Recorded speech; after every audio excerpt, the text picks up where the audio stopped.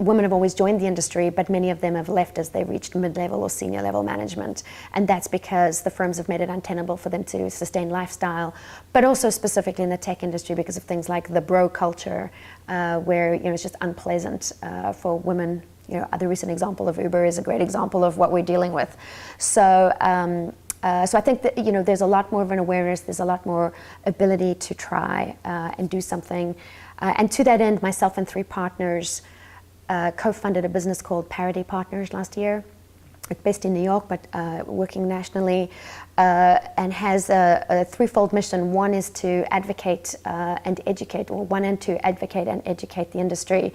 If you don't know how to think about making an environment where your women can succeed, let us help you, let us introduce you to other folks who've put in place those programs. 2, just raise awareness, have the conversations, knock on the door of, the white male heads that are on the website when there's 15 of them on the website and say, this is unacceptable. The year is 2017. You need to have more diverse decision making. And how do we help you get there? And then just to fund it, we have a recruiting arm because we can't be a not-for-profit. It's not a business model I subscribe to. So, firms that are looking for women, there are fantastic women out there, and they say, well, we can't find them. We can actually help you find them. Our networks are different than yours. I grew up in South Africa, and I had started to work with Monitor in 94, just after Mandela was elected.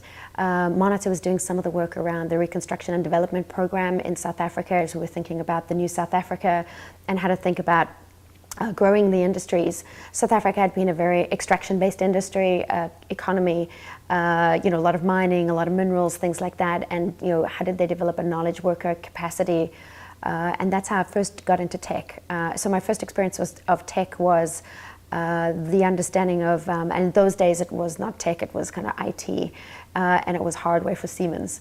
But helping South Africa think through, or helping the government at that time think through the growth of the tech economy and how they could create knowledge workers, that was my first exposure.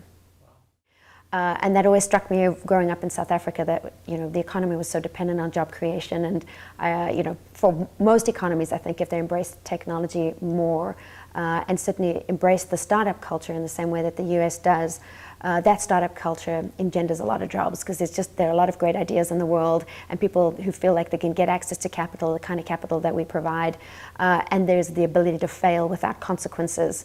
Consequences, there are tons in terms of, embarrassment and learning and shame and, disappointment, but there aren't the same kind of consequences about, declaring bankruptcy and the stigma attached to it that you get in other countries. And that just gives people the opportunity to experiment and to fail. And that leads to more innovation, which is what's so great about working here in the US. Interesting because we've evolved over time from being very much a VC-focused firm, so doing minority deals, smaller check sizes, where initially when I joined, the check sizes were in the $15 to $20 million range. Now that would be our smallest check, and the largest investment would be around $200 million. And when we're doing those $200 million checks, we're probably also putting some debt on, so we look much more, and we are a private equity company, and we, everything that runs the gamut in between. The common factor really is growth, and both the companies that we invest in are growing, but Insight ourselves has experienced a lot of growth, and just the kind of checks, then therefore the kind of teams and the kind of specialists that we need. So my team has evolved to specialize, just as the deal team has evolved to specialize. On the deal side, we have the early stage investors, and we also have the buyout team. It's a different kind of skill set. Most of those deals are bank driven.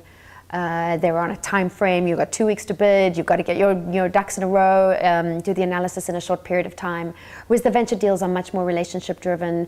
They're about outbound sourcing or inbound leads, and they're around forming a relationship early on and deciding whether we want to partner together as opposed to an auction process. So, given the different flavors of the investments that we do, there's a lot more specialists in Insight, but the common factor is tech and growth. The part that the team that I work with, so the on-site team today is 25 people. We call it Insight On-Site, the notion of working on-site with our portfolio companies. There's 25 of us, but 10 of those folks just do diligence. And the purpose of the diligence focus is to ensure that we have checks and balances. So the deal team is outbound prospecting. They're finding these fantastic companies. They are evaluating those companies, but they really want to do a deal. And especially if you're a young person in the venture industry, it's a feather in your cap if you can get a deal done.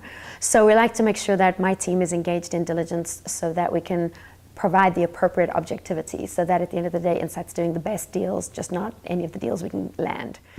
Firms. We really want the larger control transactions to understand that we've seen this playbook many times before, and that we really have got some great recipes for success. But at the same time, we don't want to be bad guys. So we're collaborating and making sure that we explain our logic, and that there's reference other portfolio companies that can vouch for why these strategies work.